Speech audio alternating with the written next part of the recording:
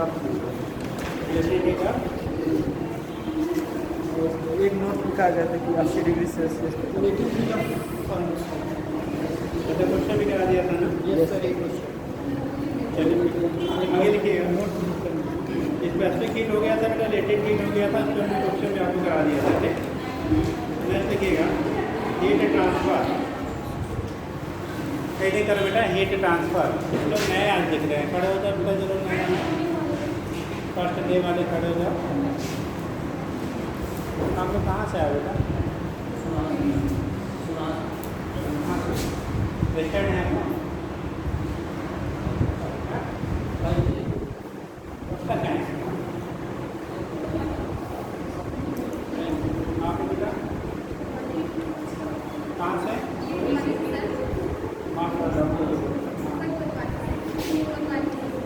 दोनों पार कैसे आपको पाना?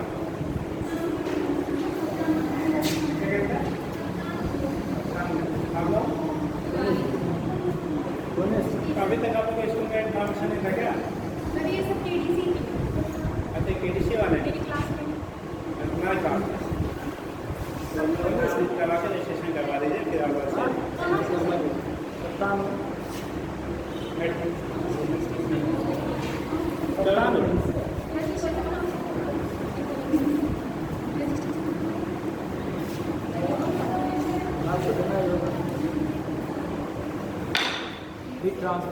हीट ट्रांसफर यदि जाना बेटा हीट ट्रांसफर चैप्टर चल रहा था ट्रांसफर। ठीक है, तो इसमें है नेक्स्ट पॉइंट आपका अंदर है heat transfer.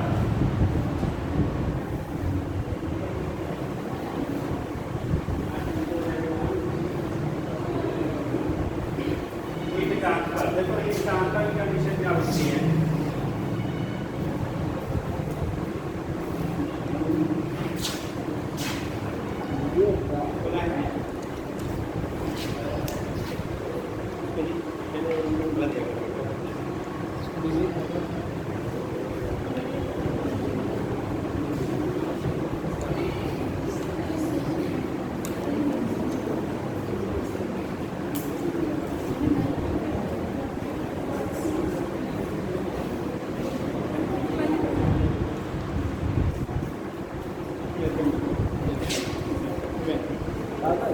Pen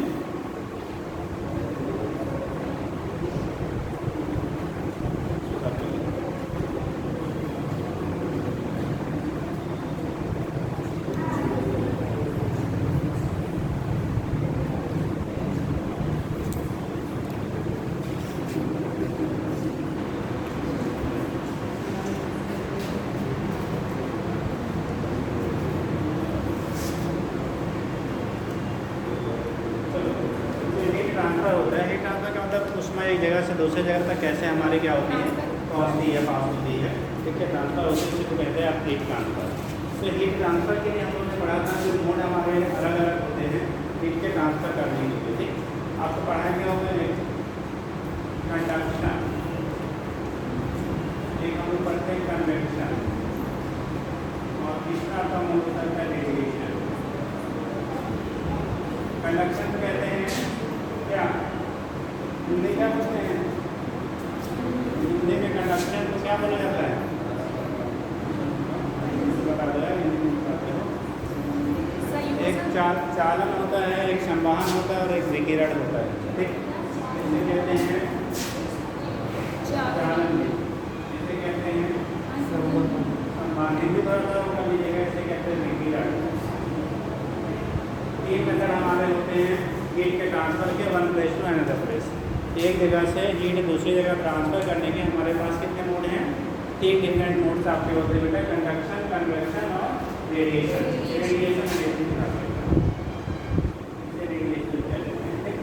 conduction, convection और रेडिएशन के 3 डिफरेंट मोड होते हैं जिसके थ्रू हम लोग हीट को एक जगह से दूसरी जगह तक ट्रांसफर करते हैं।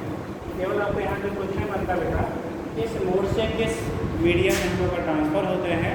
ठीक है, और कैसे आपका किसके लिए हमें मीडियम की रिक्वायरमेंट होगी, किसके लिए मीडियम की रिक्वायरमेंट नहीं है।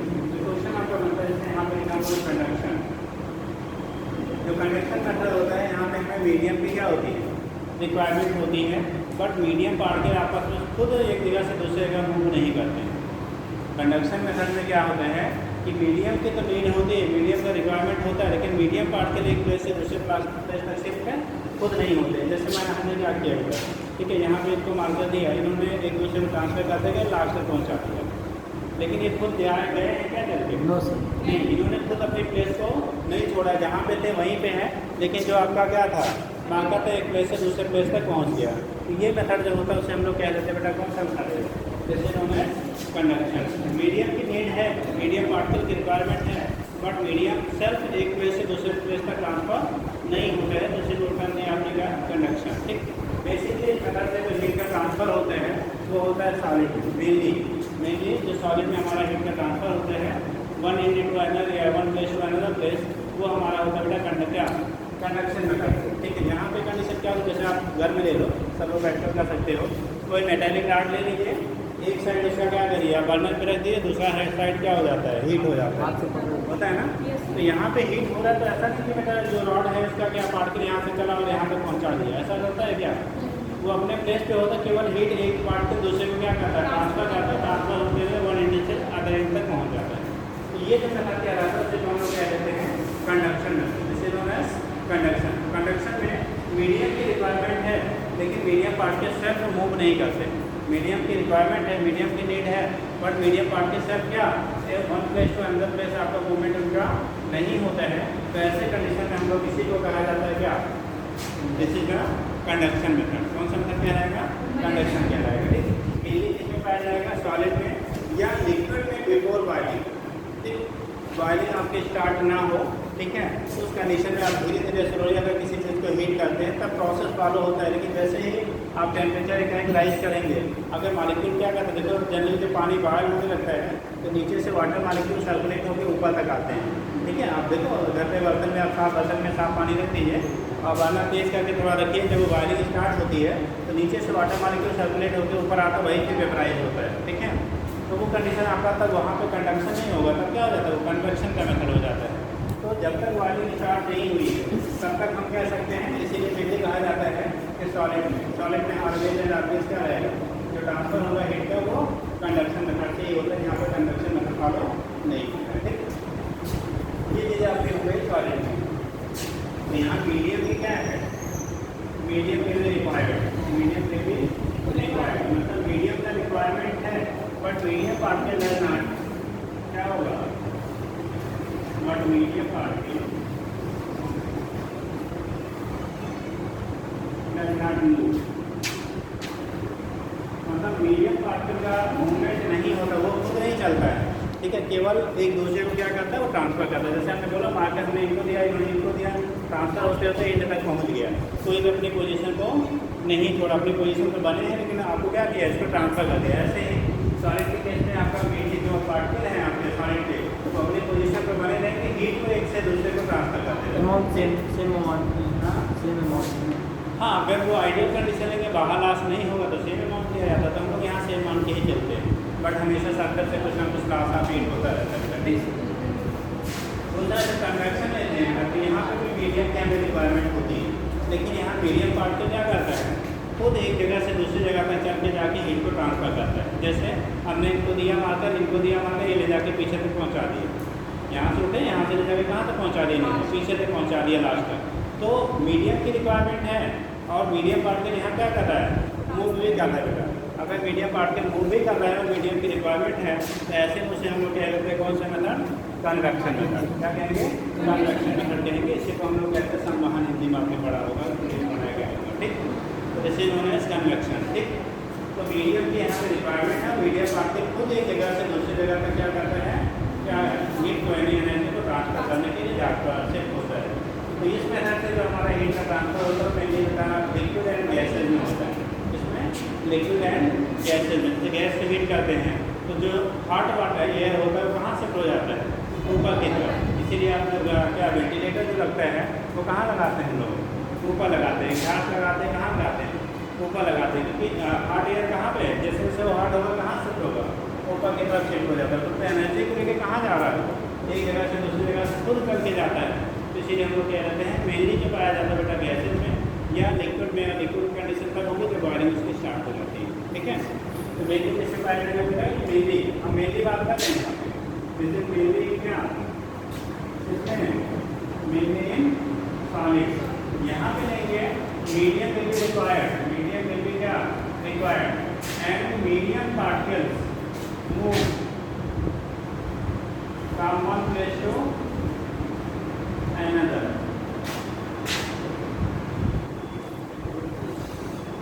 वन प्लेस से क्या another part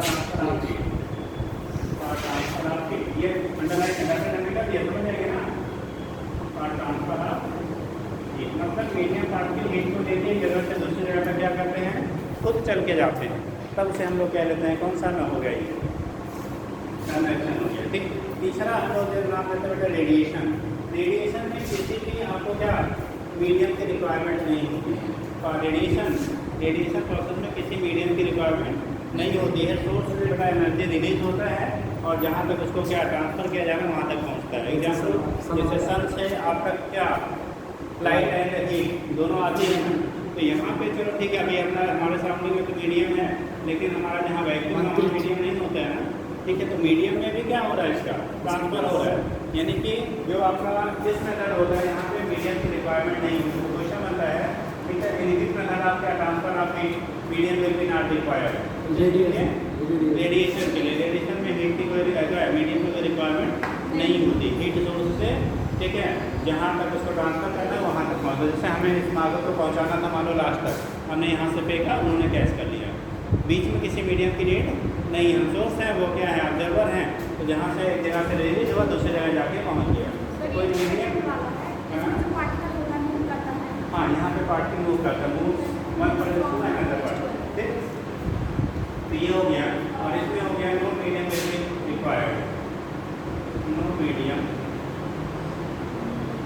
will be required मतलब इस मेथड से हीट को ट्रांसफर करने के लिए बेटा हमें मीडियम की रिक्वायरमेंट नहीं होती, किसी भी मीडियम पार्टिकल को कोई रिक्वायरमेंट बेटा नहीं होता है। तो ये केस आपका हो गया किसके लिए रेडिएशन के लिए। रेडिएशन मेथड में कोई भी आपको मीडियम की ज़रूरत नहीं होती, हो जाएगा।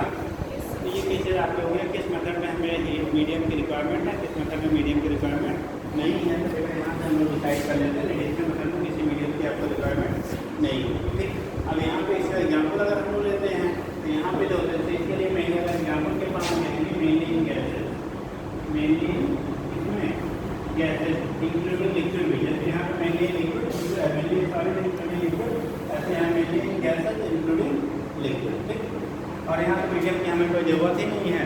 तो यहाँ से सन से जो आपका रेडिएशन आप तक पहुँचती है राइट एनर्जी वो आपका रेडिएशन मेथड से आता है, वहाँ को ले आने के लिए हमारे पास क्या कोई मीडियम पार्टिकल की जरूरत नहीं होती। ठीक है, ये 3 मेथड है, 60 में लिखिए बहुत ज़्यादा यहाँ से कुछ आप मीडियम में हाँ नहीं यहाँ पे मार्ट वो इसके ट्रांसफर के लिए हमें मीडियम की ज़रूरत नहीं है। मीडियम है उसमें भी क्या होता है इस मेथड से हीट का ट्रांसफर हो रहा है, बट उससे ट्रांसफर करने की उस मीडियम की ज़रूरत नहीं है। जैसे यहाँ पे हमारा एटमॉस्फेयर है, एटमॉस्फेयर में भी पास होकर आ रहा है, बट एटमॉस्फेयर से मीडियम की ज़रूरत नहीं है, अगर नहीं रहेगा तो भी हम तक पहुँचेगा। ठीक है, तो ये चीज़ मतलब वहाँ मीडियम की ज़रूरत नहीं, अगर मीडियम है तो भी उसमें वो ट्रांसफर हो रहा है, बट उसके लिए पार्ट के जैसा जैसे गैस को आने की क्या है मोशन में आने की जगह मोशन में रहता है, लेकिन उसके क्या ट्रांसफर के लिए उसकी ज़रूरत नहीं है, मतलब वो उसको नहीं आ रहा है। मीडियम तो है, मीडियम को भी कर रहा है लेकिन मीडियम से ट्रांसफर नहीं कर रहा है। जैसे लाइट का ऐसा नहीं कि क्या हमारा एयर पार्टिकल है या डस्ट पार्टिकल पकड़ के लाके हमारे तक पहुँचा रहा है, ऐसा नहीं, वो खुद आ रहा है। अगर मीडियम है तो उसमें भी चलेगा, अगर मीडियम गैस हो जाएगा बल्कि उसकी वेलोसिटी क्या करेगी घट जाएगी, तो उसमें हिंड्रेंस से क्रिएट करेगा, उसके मूवमेंट के लिए उसके रिस्पॉन्सिबल नहीं होगा। ठीक है, समझिए बेटा। तो ये बेसिकली हम 3 मेथड पढ़ते हैं किसके लिए हीट के ट्रांसफर के लिए one place to another place. जी साउंड के लिए मीडियम की नीड होती है, अगर हम चिल्लाते रहें और यहाँ मीडियम ना हो तो आपका नहीं पहुँचेगा बगल में साइड नहीं, ये साउंड अलग फॉर्म ऑफ एनर्जी है, एनर्जी जो हम लोग हीट ट्रांसफर की स्टडी कर रहे हैं।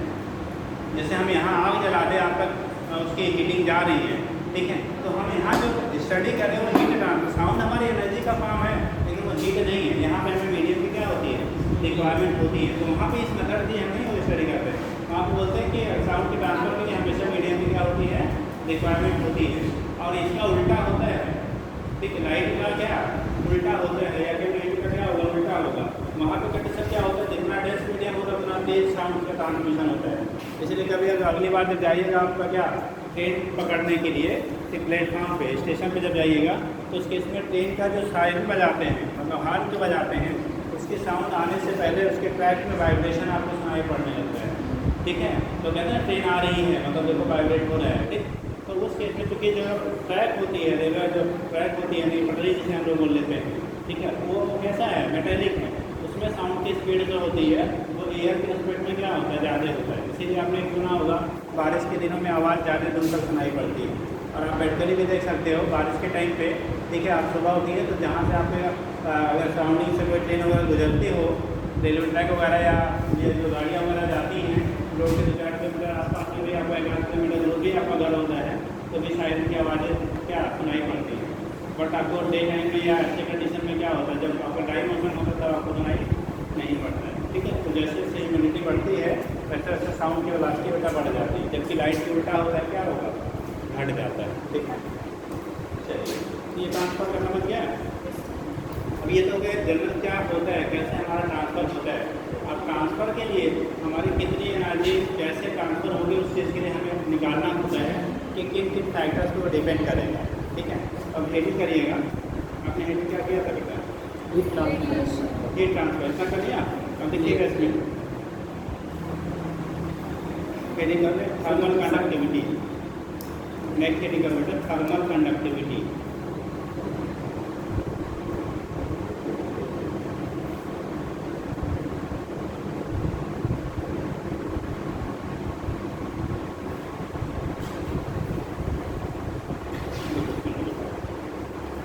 थर्मल कनेक्टिविटी का मतलब क्या होता है, जैसे हीट का ट्रांसफ़र हो रहा है, क्या है हीट का ट्रांसफ़र हो रहा है, तो अलग अलग मटेरियल में जो हीट का ट्रांसफ़र का रेट होता है वो अलग अलग होता है। जैसे मानो हमने ये ले लिया, ठीक, कोई मेटेरियल कहना है कुछ मेटल नहीं है, मान लो इसको हमें सपोज के लिए मेटल है, मान लो हम कुछ बहुत कुछ मान लेते हैं, ठीक। तो इसको सपोज के लिए मेटेलिक है बेटा और ये नॉन मेटेलिक है। अब इन दोनों को अगर दोनों के एक ही में क्या हीट है, यानी कि मान लो कोई बर्नर उस पर रखा जाए तो किसमें हीट तेज़ी से ट्रांसफ़र होगा, मेटल होगा।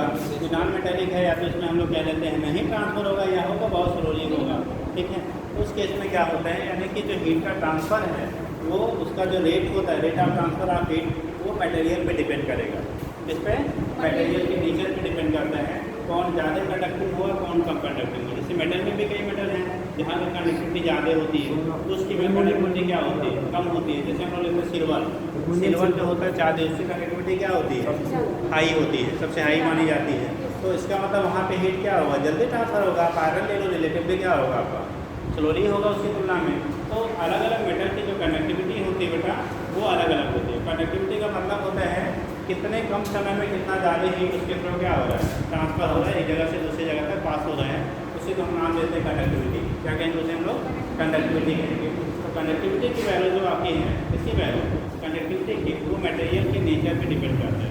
इसके नेचर पे मटेरियल के नेचर पे डिपेंड करता है। अलग अलग मटेरियल के लिए जो थर्मल कंडक्टिविटी आपकी होती है वो आपकी अलग अलग होती है, एक कंडीशन। दूसरा है अगर मटेरियल सेम है और उसका पैरामीटर हम लोग चेंज करें, पैरामीटर मतलब लंबाई चौड़ाई मोटाई उसका चेंज करना है, उस पर भी आपकी कंडक्टिविटी क्या बनेगी, डिपेंड करेगी, ठीक है। तो लिखिएगा ये डिफरेंस थर्मल कंडक्टिविटी लिखिएगा। इन सॉलिड करंट वाले फ्लो सेम करंट उसी को हम लोग यहाँ रिलेट कर देंगे, ठीक। वही तो लिखिएगा in solid heat is transferred, in solid heat is transferred through conduction, heat is transferred through conduction,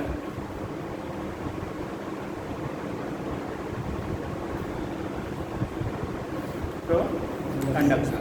यानी कंडक्शन मेथड से बेटा हीट का क्या होता है, ठीक है, ट्रांसफ़र किस में होता है, सॉलिड में होता है। यानी ठोस में जो आपका हीट ट्रांसफ़र होता है बेटा वो किस मेथड से होता है, आपका कंडक्शन मेथड से होता है। तो बाई कंडक्शन मेथड आपका heat one place to another place solid में ट्रांसफ़र होता है, ठीक। नीचे लिखिएगा आगे सब इसका पॉइंट बना लो। लिखो ऐसे एरोडायनेमिक्स लिखो। देखिए the amount of heat flowing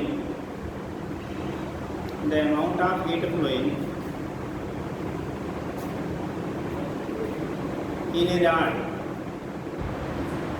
heat flowing in a rod of surface area A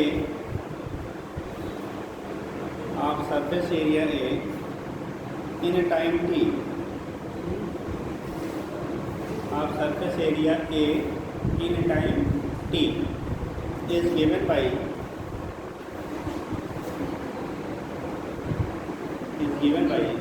relation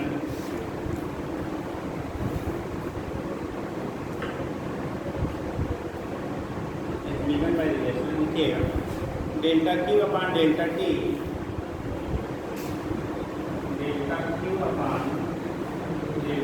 equal to Ka delta theta upon delta x। अब समझ लीजिए क्या होता है। यहाँ साइन में भी आपको निगेटिव मिलेगा बेटा। नेगेटिव मतलब जिधर आप जाओगे उधर टेम्परेचर घटता जाएगा, तो नेगेटिव साइन की ओर ट्रांसफर करता है, जितना चाहेंगे तो आप लिखेंगे। ठीक, अब जरा इसका मतलब समझ लो बेटा। जैसे मान लीजिए रॉड है, ये रॉड है, यहाँ पे टेम्परेचर थीटा 1 है, यहाँ का टेम्परेचर हमारा क्या है थीटा 2। यहाँ से हीट आपका ट्रांसफर होगा Q, जिसकी जो लंबाई है हमने क्या मान लिया x मान लिया। ठीक, इस केस में क्या कहा जाता है कि इसमें जो heat amount of heat transfer होगा वो डिपेंड करेगा इसके एरिया ऑफ क्रॉस सेक्शन पे। कितना होगा, इसका क्या है आपका एरिया है। दूसरा कितना आपका क्या होगा एरिया जितना है, कितनी इसकी कंडक्टिविटी। यहाँ पे को कहा जाता है कोएफिशिएंट ऑफ थर्मल कंडक्टिविटी, मतलब ये कितना मेटल आसानी से हीट को क्या कराता है ट्रांसफर होता है। और दूसरा हो गया बेटा ये theta, delta theta, theta 1 minus theta 2, delta theta है थीटा 1 माइनस थीटा 2, मतलब टेम्परेचर डिफरेंस दोनों साइड का कितना ज़्यादा है। जैसे आप एग्जाम्पल ले लो, इससे कई क्वेश्चन भी आगे और डिस्कस किया जाएगा, बताया आता है बेटा कि जैसे मान लो ये चीज़ें हैं, मान लो ये हमने ले लिया मेटल है, सपोज दूसरे मेटल, ठीक मेटल का बना हुआ है, हमने इसको बर्नर पे रख दिया, इसमें डायरेक्टली बर्नर पे रखा बेटा। ये वाला टेम्परेचर अभी कैसा है, जैसा अगर आपने हवा में इसको रखे हो, एटमॉस्फेयर में रखे हो, तो अगर इसका टेम्परेचर अभी कितना होगा एटमॉस्फेरिक टेम्परेचर के बराबर होगा, यानी कि जो हमारा एटमॉस्फेयर है उसके टेम्परेचर के बराबर होगा। हमने इधर से बर्नर लगा दिया, इधर से बर्नर लगा दिया तो हीट क्या करेगा, इस साइड से इस साइड ट्रांसफ़र होना शुरू करेगा। ट्रांसफ़र जो होगा, कितना अमाउंट हीट इसमें से ट्रांसफ़र होगा, उसका रेट जो होगा वो डिपेंड करेगा इसका एरिया ऑफ क्रॉस सेक्शन क्या है। ठीक, दूसरा इसकी लंबाई कितनी है, लंबाई बेटा ज़्यादा होगी तो rate of flow of heat क्या होगा कम होगा, लंबाई कम होगी तो rate of flow of heat क्या होगा ज़्यादा होगा। जैसे मान लो इतना लंबा रॉड है तो आप हीट जल्दी ट्रांसफ़र होगा, अगर इसकी लंबाई यहाँ से वहाँ तक पहुँचा दे तो वहाँ तक जाने में टाइम लगेगा ना, तो rate of flow of heat क्या करेगा आपका घट जाएगा। ठीक, और तीसरा इस मटेरियल की कंडक्टिविटी कितनी ज़्यादा है, कंडक्टिविटी कितनी ज़्यादा है, ज़्यादा कंडक्टिंग होगा तो तेज़ी से होगा, कम कंडक्टिंग होगा तो स्लोली होगा। और चौथा कंडीशन आपका होता है ये दोनों चीज़ का टेम्परेचर डिफरेंस कितना है। ठीक, इन दोनों चीज़ का टेम्परेचर डिफरेंस कितना है, टेम्परेचर डिफरेंस बेटा जितना तेज़ होता है, ठीक है, उतना ही आपका ये जल्दी ठंडा होगा या करो जल्दी हीट ट्रांसफ़र होगा। और टेम्परेचर डिफरेंस जितना कम होगा वहाँ पर rate of flow of heat उतना ही कम होगा। एग्जाम्पल रोज़ डेली लाइफ में हम लोग देखते हैं, जैसे खाना सभी लोग खाते होंगे, ऐसा तो नहीं लोग खाते नहीं कोई हैं, सब खाते हैं। चलिए आप खाते हैं और देखते होंगे गर्मी के टाइम पे जब आपको प्लेट में थाली में क्या खाना रखा जाता है उससे रिलेटिवली ठंडा होने में ज़्यादा टाइम लगता है। ठीक, अच्छा वही चीज़ दिसंबर के महीने में रखा जाता है तो क्या जल्दी खाना लो तो ठंडा हो जाएगा। ठीक, तो कंडीशन क्या है, खाना तो उसी टेम्परेचर पे आपको सर्व किया गया, ठीक है, लेकिन गर्मी में क्या है क्योंकि सराउंडिंग का टेम्परेचर ज़्यादा था इसलिए रेट ऑफ क्या लॉस ऑफ हीट क्या हो गया कम हो गया, मतलब धीरे धीरे हीट आपका क्या हो रहा है सराउंडिंग को ट्रांसफ़र हो रहा है, इसमें ठंडा होने में समय क्या लगता है ज़्यादा लगता है। और जब हम लोग ठंडा के टाइम में लेते हैं बेटा तो सराउंडिंग का टेम्परेचर क्या होता है काफ़ी कम होता है, इसलिए वहाँ पे rate of loss of heat क्या हो जाता है ज़्यादा हो जाता है, जल्दी जल्दी होता है, तो इसलिए वहाँ पे ठंडा उस टाइम पे क्या होता है जल्दी होता है। तो इसका मतलब जो हमारे किसी भी सिस्टम से हीट का लॉस हो रहा है वो केवल सिस्टम के टेम्परेचर पे ही नहीं डिपेंड करता है, जहाँ उसे आपने रखा है उसके सराउंडिंग के टेम्परेचर पे भी क्या करेगा डिपेंड करेगा। तो जितना पहले तेज़ी से ठंडा होगा, बाद में उतना तेज़ी से नहीं ठंडा होता। जैसे मान लो पहले आपने खाना निकाला या चाय ले लिया, कॉफ़ी ले लिया, कुछ भी, मान लो पहले 100 डिग्री सेंटीग्रेड, जिसमें कई बार क्वेश्चन पूछा गया 100 डिग्री सेंटीग्रेड पे आपको उसमें सर्व किया गया। मान लो कप में आपको चाय दी गई 100 डिग्री सेंटीग्रेड पे, बोला जाता है 100 से 80 डिग्री सेंटीग्रेड होने में अगर इसको 5 मिनट लगे, कितना लगे? 5 मिनट लगे, तो 80 से 60 होने में उसको कितना टाइम लगेगा? 5 से ज़्यादा, 5 मिनट, 5 मिनट से कम, 5 मिनट से ज़्यादा, 5 मिनट से ज़्यादा। 5 वाले हाथ में पहले भाई 100 से 80 पे गए, 20 डिग्री का चेंज किया तो 5 मिनट, फिर 80 से 60 पे गए, फिर हम 20 डिग्री का ही चेंज कर रहे हैं, घटा कितना रहे हैं? 20 का ही चेंज होना है ना। जब 20 का ही चेंज होगा तो अभी जो समय रहेगा वो 5 मिनट ही रहेगा, 5 मिनट से ज़्यादा रहेगा या उससे कम रहेगा? 5 से ज़्यादा। बराबर वाले कौन कौन हैं? ज़्यादा वाले कौन कौन लोग हाथ उठाओ? ज़्यादा रहेगा, ज़्यादा। कम वाले हाथ उठाओ, कम रहेगा, जल्दी ठंडा हो जाएगा। और ज़्यादा कम सब मिला के बराबर वाले जितने हाथ उठाते तो उसमें डिवाइड करें। पहले लोगों ने हाथ नहीं उठाया, ना तो बराबर में उठाया, ना तो ज़्यादा में उठाया, ना तो कम में उठाया। चौथा ऑप्शन आ रहा तेज है, हाँ सब सही है। चलो देखो बेटा, याद रखिएगा, अभी हमने कहा कि rate of loss of heat जो है टेम्परेचर डिफरेंस के डायरेक्टली प्रोपोर्शन हो रहा है। टेम्परेचर डिफरेंस ज़्यादा होगा तो उस केस में rate of loss of heat ज़्यादा होगा, टेम्परेचर डिफरेंस कम होगा, rate of loss of heat कम होगा। तो कुछ लोग यहाँ जुड़े होंगे 100 से 80 में 20, 80 से 60 में 20 तो बराबर हो गया, यही आप हमारे हैं। बेटा ये जो ठंडा हो रहा है ना, ये तो हमारा क्या कप में जो डाला गया चाय कॉफ़ी जो भी है उसका टेम्परेचर है। अरे एटमॉस्फेयर का टेम्परेचर क्या है? ठीक है, जैसे अपने हिंदुस्तान में मैक्सिमम गर्मियों में होता है उधर 45, 44, 42 तक ज़्यादा है, ठीक। और इस समय नॉर्मल टेम्परेचर हमारा कितना है? 30 डिग्री मान लीजिए, मान लीजिए कभी गर्मी में धूप हो गया थोड़ा ज़्यादा, ठंडा हो जाएगा, तो मान 30 डिग्री सेंटीग्रेड आपका टेम्परेचर है एटमॉस्फेयर का। तो यहाँ से लेके यहाँ तक कितना डिफरेंस है? 70 डिग्री का डिफरेंस। कितना आया? 70 डिग्री का। तो यहाँ से यहाँ ठंडा होगा तो डिफरेंस कितना बचा? 50 डिग्री का, ठीक। तो अब यहाँ से सराउंडिंग और इसके बीच का टेम्परेचर डिफरेंस घटा ना, जब टेम्परेचर डिफरेंस घटा तो rate of loss of heat क्या होगा? घट जाएगा। तो उसे ठंडा होने में क्या लगेगा जी? और कम की ज़्यादा है, हाँ भाई। जैसे पहले 1 घंटा में मान लो 500 जूल एनर्जी निकाला, अगला 500 जूल निकालने में 2 घंटा लगता है, तो क्या वो जल्दी ठंडा होगा कि टाइम ज़्यादा रहेगा? भाई 500 जूल ही एनर्जी अभी भी निकालना है आपको, उस केस में आपको पहले के तुलना में टाइम ज़्यादा तो निकालना लगेगा कि कम लगेगा? जब टेम्परेचर डिफरेंस घट गया, कम समय ठंडा हो जाएगा। तब तो यहाँ से वाला वैल्यू 5 मिनट से कम हो जाएगा भाई, अगर कम समय ठंडा हो जाएगा। नहीं समझे? कितने लोग समझे? ज़्यादा समय रहेगा, कितने लोग समझे, कितने लोग नहीं समझे? सब समझे वाला पहले तो कितने लोग समझ गए कि 5 मिनट से ज़्यादा समय क्यों लगेगा? कितने लोग समझ गए? कितने लोग नहीं समझे कि हम नहीं ज़्यादा क्यों लगेगा? पहले पैर नीचे करके बैठो, ये रेस्ट मोड होता है, जब दिमाग से बंद हो जाता है। इसलिए कहा जाता है बहुत आराम की कंडीशन में पढ़ाई नहीं होती। अब रजाई में क्या बढ़िया से पलते उलते मार के बैठोगे तो नींद आपको नहीं लगेगा कि हम सो रहे हैं, बट मेंटली क्या होंगे आप सोते रहेंगे, ठीक है। इसलिए थोड़ा सा पेनफुल कंडीशन में पढ़ना चाहिए। कुछ लोग AC को 20 पे करके जिनके यहाँ लगा है वो कहते हैं बहुत ठंडा आराम से पढ़ेंगे। आराम से पढ़ाई नहीं होती है, आराम से क्या आराम नहीं होता है, ठीक। तो आप इतना करिए कि मतलब ऐसा भी नहीं अब छत पे चले जाइए और ठंडी के दिशा में तो महीना गए हम वहाँ पढ़ेंगे, ठीक है।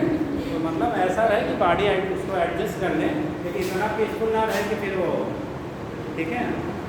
चलिए यहाँ हम लोग क्या कर रहे थे बेटा, वो एक्चुअली छोटी पड़ जाती है, उसका पैर नीचे पहुँचता नहीं, रख ले बेटा, रख ले कोई बात, ठीक है। यहाँ की बेंचें थोड़ी ज़्यादा हाई ऊँची है, बहुत सारे लोग जो है वो नीचे पहुँचता नहीं है, पहुँचाने के लिए फिर अपने टेढ़ा पड़ना पड़ता है, थोड़ी सी प्रॉब्लम है, ठीक। चलो कोई बात, तुम्हारे माफ ऊपर करो। देखो यहाँ पे तो उस कंडीशन में क्या होता है कि यहाँ पे 100 से कितना 80, बेटा हमें क्या होता है, ये मामला क्या बोल रहा है कि टेम्परेचर डिफरेंस की वैल्यू इसको हम ऐसे लिख दिया, delta theta upon delta T equal to minus sign तो कर रहा है कि टेम्परेचर जैसे से लॉस होगा वैसे क्या करेगा, प्लस घटेगा, मतलब जो ठंडे होने की दर है उसका वैल्यू घटती है, ये शो करता है। लेकिन यहाँ जगह लिखा नहीं होगा, कहीं लिखा नहीं आएगा तो ऐसा मत देना, ठीक। मतलब है वही, केवल निगेटिव साइन शो करना, वैल्यू रिप्लेस कर देगा। तो थीटा इसका हम लिखते हैं थीटा 2 माइनस थीटा 1 अपान थीटा 1 माइनस थीटा 2 अपान कितना डेल्टा एक्स, यानी जो लंबाई इसकी दी गई, ठीक। अब यहाँ पे पहले केस में हमने 100 डिग्री दिया था टेम्परेचर, ठीक है, सराउंडिंग का 30 डिग्री था, तो अंतर यहाँ 70 का आएगा बेटा ना। 70 डिग्री का आने का मतलब यहाँ पे डेटा क्या एक्टिव है, थीटा नहीं है, active by T, data plus of T Q है, यहाँ थीटा क्यू में कम मत हुई है। तो क्यू बाई टी का जो वैल्यू होगा, जब ये तो वही है, मटेरियल वही है, एरिया आपका वही है, जो लेंथ हमारा है, जो भी दिया आपने जिस भी पॉट में आपने इसको रखा है वो वही है। हमारा चेंज क्या हो रहा है, थीटा तो सराउंडिंग भी हमारा वही है, थीटा पर हमारा चेंज हो रहा है। तो ये मेरा जब ज़्यादा होगा तो अंतर ज़्यादा आएगा, तो यहाँ पे तेज़ी से ठंडा होगा, तेज़ी से ठंडा होने का मतलब कम समय लगेगा। और जब इसका टेम्परेचर घटेगा, इसका टेम्परेचर क्या होगा, घटेगा, तो उस केस में इसका अंतर क्या करेगा, घटता जाएगा, और जब घटता जाएगा तो rate of trans of heat की वैल्यू क्या होगी, कम होगी, धीरे धीरे उसका निकलेगा, जब धीरे धीरे उसका निकलेगा तो समय ज़्यादा, समझ गए। तो ये केस आपका होता है, जैसे जैसे आपका उस बॉडी का टेम्परेचर घटता जाएगा वैसे वैसे आपका उसके ठंडे होने में समय जो लगेगा वो ज़्यादा रहेगा। ये केस आपका होता है, यहाँ से हम दिखा देते हैं क्या होगा, तो दिख रहे थे केस में क्या लिखा होगा, फार्मूला लिखिए, नीचे लिख दिया where K equal to coefficient of heat conduction, K जो होते हैं where K equal to coefficient of K equal to coefficient CO thermal conduction, हाँ, coefficient of heat conduction COEFFICIENT, coefficient of heat conduction, heat या thermal, हाँ thermal conduction कह सकते हैं, heat conduction कह सकते हैं, कुछ भी कह रहे हैं, ऑफ हीट कंडक्शन। और डेल्टा थीटा बार डेल्टा एक्स जो लिखते हैं ना, इसको हम लोग कहते हैं टेम्परेचर ग्रेडियंट, मतलब एकांक लंबाई चलने पे कितना उसके टेम्परेचर में चेंज हो रहा है, उसी को नाम देते हैं temperature gradient.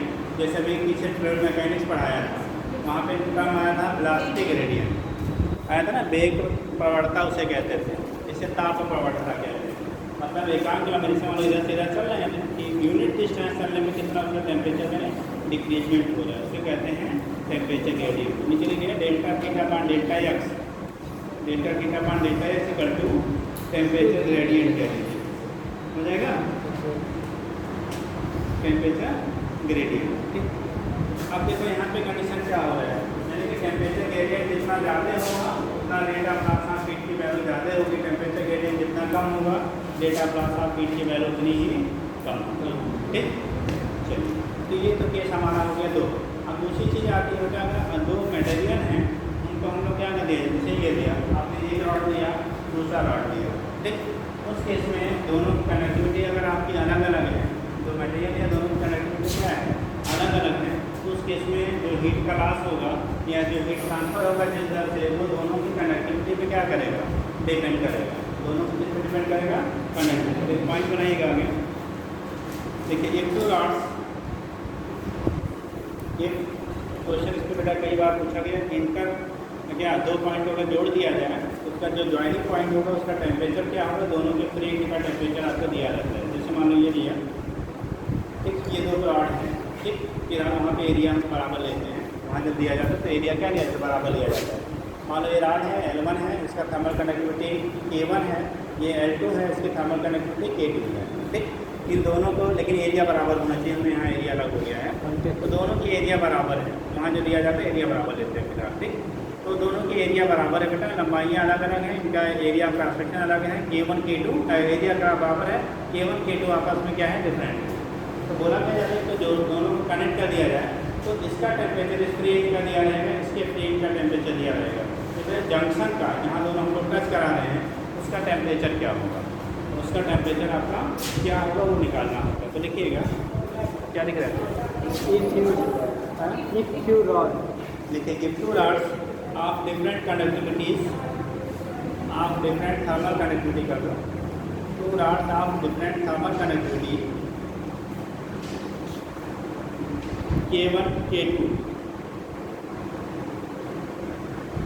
K1 and K2 of length L1 and L2 of length L1 and L2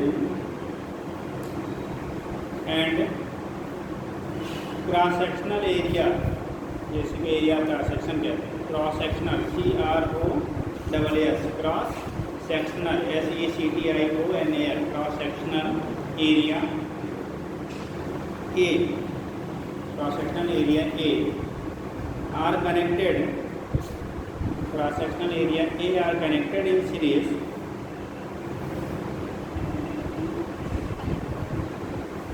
connected in series. लिखिएगा in the steady state the temperature of ends of rod The temperature of in steady state the temperature of ends ends of rod, ends मतलब किनारों पे, ends of rod, ठीक है, ends of rod are T1 and T2, ends of rod are T1 and T2, ends of rod are T1 and T2, T1 and T2, and the temperature of junction, temperature of junction is T, temperature of junction is T. Then अगर temperature of junction की value बेटा T है, उस T की value कैसे हम calculate करेंगे?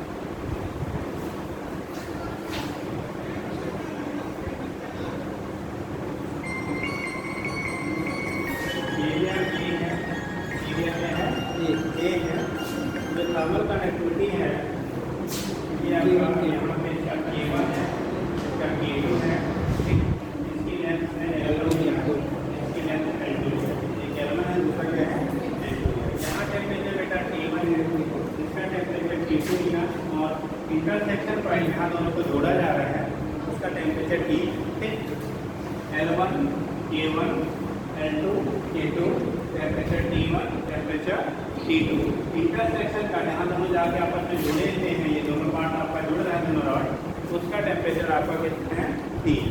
बोला जा सकता है कि उस इंटरसेक्शन का जो टेम्परेचर आपका होगा, जो जाके आपस में क्या कर रहे हैं, जहाँ पे इंटरसेक्ट हो रहे हैं, उनके टेम्परेचर की वैल्यू कितनी होगी, उसका टेम्परेचर की वैल्यू कितना होगा, वो कैसे हम फाइंड करते हैं। यहाँ पे बेटा जो टेम्परेचर होगा, तो यहाँ बना लीजिए तो पता है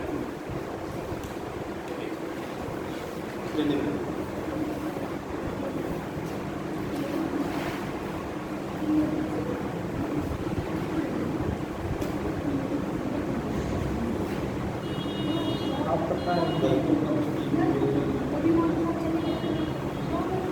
BSc कौन से ज़्यादा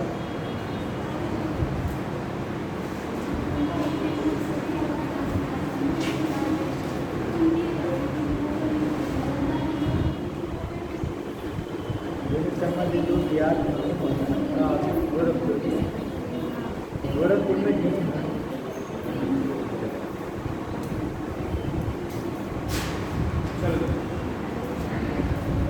T1 हो गया बेटा T2 है और ये इसका इंटरसेक्शन हम लोगों ने T माना। यहाँ हमें फाइंड करना होता है जो इंटरसेक्शन पॉइंट है उसका टेम्परेचर कितना होगा। जैसे मान लिया इसका दे दिया इरिगेशन के, इसका दे दिया वेस्टिगेशन के, इसके साथ कनेक्टिविटी दे दी गई, लेंथ दी गई। कंडीशन होता है यार एरिया क्रॉस सेक्शन बराबर लिया जाता है। क्या लिया जाएगा?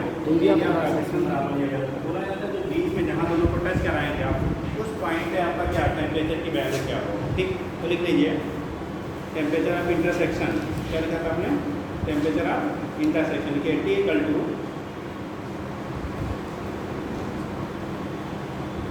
Temperature of intersection T equal to K1 T1 L2, ठीक है। इंटरसेक्शन का टेम्परेचर T का मान होगा बेटा K1 T1 L2 plus K2 T2 L1 upon K1 L2 plus K2 L1। Temperature किसका हो गया बेटा, इंटरसेक्शन का जो टेम्परेचर आपका होगा इस रिलेशन से हम लोग फाइंड आउट कर लेते हैं। मतलब अगर इस पॉइंट का टेम्परेचर आपको निकालना है तो इसके थर्मल कंडक्टिविटी इनटू क्या टेम्परेचर ऑफ दिस स्क्रीन निकाल इनटू क्या लेंथ ऑफ द सेकेंड, और यहाँ पे देंगे T2, ठीक है, T2 क्या L1 यहाँ पे दिया तो इसके लिए अपना टोटल आप K1 L2 plus K2 L1। इससे क्वेश्चन में रख के बेटा हम लोग क्या कर लेते हैं, जो सेंटर पॉइंट है यानी जो कॉन्टैक्ट पॉइंट है उसका टेम्परेचर निकाल लेते हैं। इसका क्वेश्चन भी आपको पूछा जाता है, ठीक है, तो नोट कर लीजिएगा। लेकिन एक चीज़ याद रखिएगा, अगर इसका टेम्परेचर इसकी जो T की वैल्यू होगी, मान लो टेम्परेचर हायर T1 है और लोअर टेम्परेचर कितना है T2, हायर टेम्परेचर T1 है और लोअर टेम्परेचर कितना है T2 है। जैसे T की वैल्यू अगर यहाँ थोड़ा T1 ग्रेटर देन T2 है तो इस T की वैल्यू जो होगी वो T1 से छोटा होगा और T2 से क्या होगा बड़ा। हमेशा वैल्यू आपको सॉल्व आउट करेंगे तो इसकी T की वैल्यू T1 से कैसा, T1 से कैसा होगा छोटा और T2 से क्या होगा बड़ा होगा। यानी आप रिलेशन लिखना चाहते हैं तो T is less than T1 and greater than T2, ये कंडीशन आपको मिलेगा। अगर निकालने पे ऐसा कुछ मिल रहा है आपको, इसका मतलब आपका जो सॉल्व किया है वो सही है, और अगर कहीं गलती से आपका इस T की वैल्यू इससे छोटा या इससे बड़ा मिल गया तो दैट मीन्स आपने कहीं ना गलतियाँ की है, ठीक है, तो उसको आप चेक कर लीजिएगा। मतलब जो T की वैल्यू आएगी वो हमेशा हायर टेम्परेचर से लेसर और लोअर टेम्परेचर से ग्रेटर, ठीक है, समझ गया। जब भाई हीट ट्रांसफर हो रहा है बेटा, तो जब ट्रांसफर होगा तो बीच का टेम्परेचर बड़े वाले से कम और छोटे वाले से क्या होगा ज़्यादा होगा, ठीक है। तो अगर भाई कभी सॉल्व करते समय कहीं उल्टा पुल्टा आंसर आने लगे तो उसके इसमें देख लेना कि छोटे से कम नहीं आ सकता, बड़े से ज़्यादा नहीं होगा, तो उनके बीच में ही कहीं लाई करना चाहिए, ठीक कर लेंगे, समझ गया ना। तो ये होता है आपका इंटरसेक्शन पॉइंट पर अगर आपको टेम्परेचर पूछा जाता है तो कैसे फाइंड करेंगे, यहाँ से निकाल जाता है। इसके क्वेश्चन भी आपको पूछा गया है, ठीक है, क्वेश्चन कराना है। Yes sir. देखिए अच्छा कहते भी नहीं है,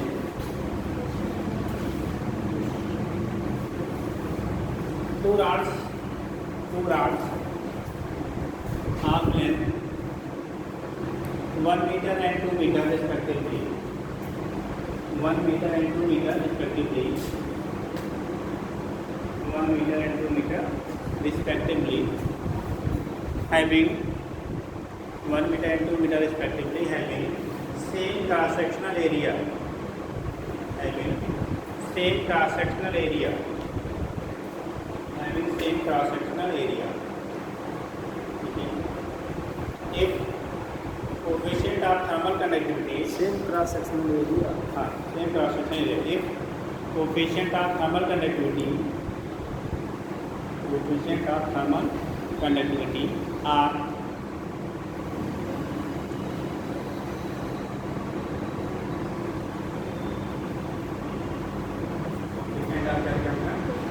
thermal conductivity are 4 into 10 to the power minus 2, 4 into 10 to the power minus 2 and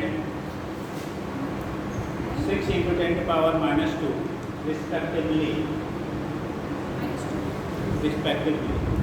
4 into 10 to the power minus 2 and 6 into 10 to the power minus 2 respectively. If temperature of हो गया respectively, ठीक है।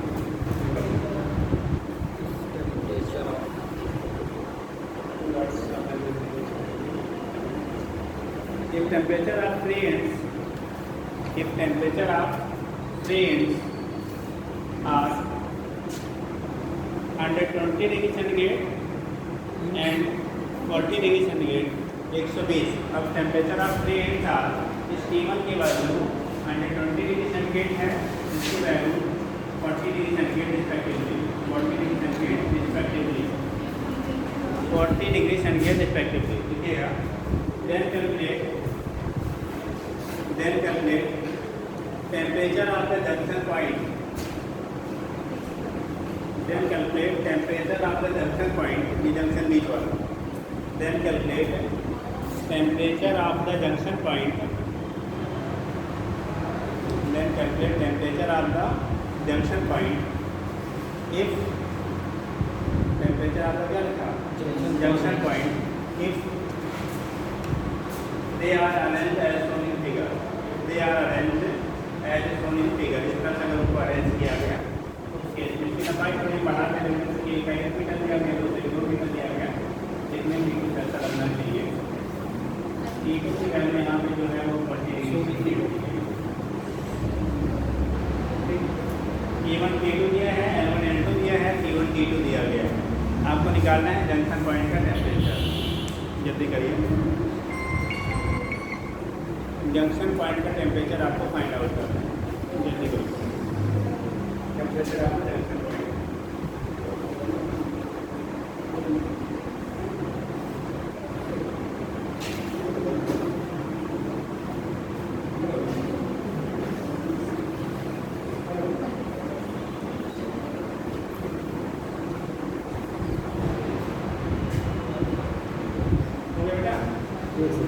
यहाँ पर टेम्परेचर ऑफ जंक्शन पॉइंट आपको find out करना है।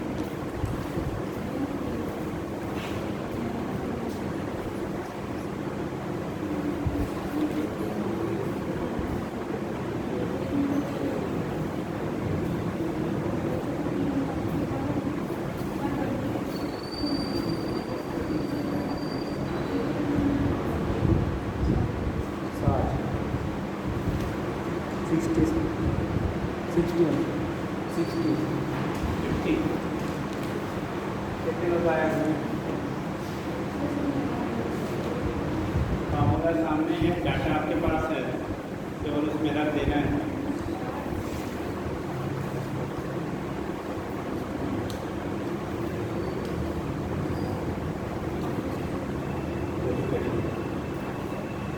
देखिए पता है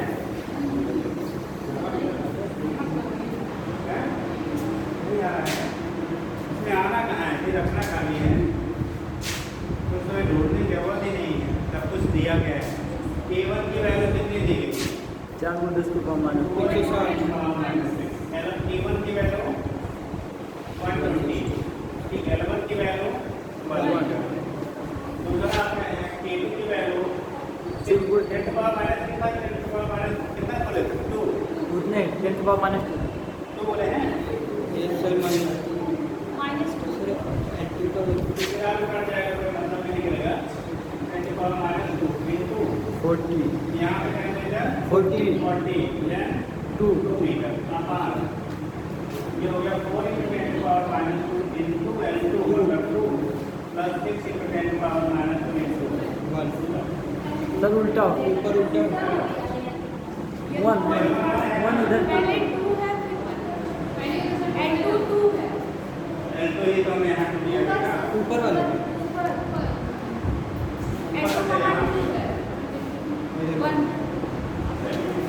ये केस आपका हो गया। यहाँ से हम लोगों ने वैल्यू पुट कर लिया। अब देखो हो क्या रहेगा, यहाँ से पूरा क्या दो, ये हो गया क्या 960 कितना आ रहा है 240 into 4